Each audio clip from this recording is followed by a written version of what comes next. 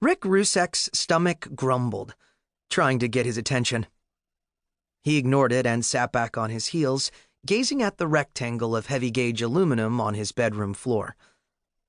The sign looked a lot better now that he'd swabbed it in the bathtub with some wet paper towels. He admired its clean lines, black words bold and solid against the candy corn orange background. Road work next 5 miles. It was Wednesday night, and his radio played the all-weather, all-traffic station on low volume. He listened with half an ear to reports of cars clogging Los Angeles freeways and desert winds sweeping toward the Pacific Ocean.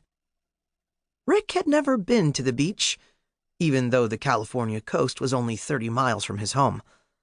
But the constant noise of cars driving by outside his window was what he imagined ocean waves sounded like. That is, if the ocean's rhythmic whoosh, shoosh got punctuated by the occasional shark on a thundering motorcycle, or by dolphins booming bass-heavy hip-hop. He flipped the sign over and studied the back. A 2-foot-long chunk of the metal pole that had originally held it up was still attached with thick, rusty nuts and bolts.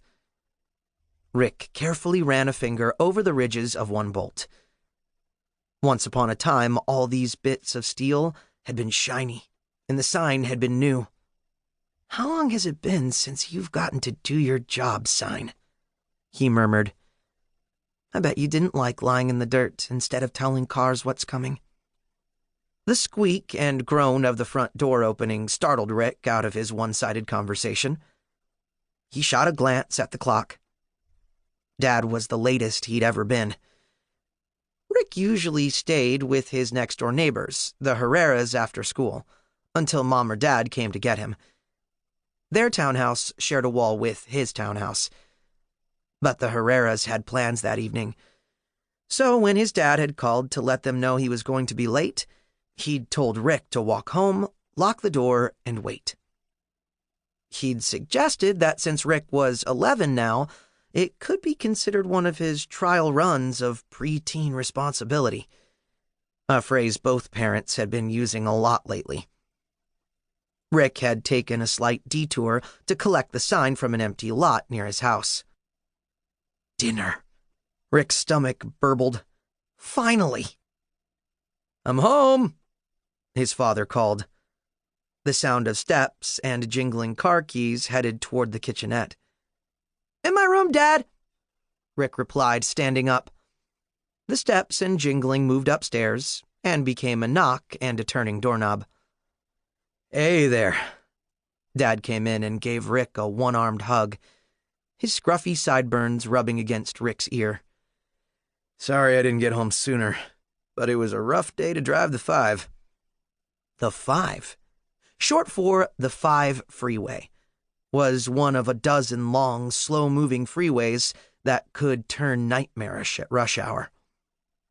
Rick's mom and dad ran a catering business, delivering gourmet Polish food around Los Angeles. Navigating traffic was as much a part of their job as cooking tasty food.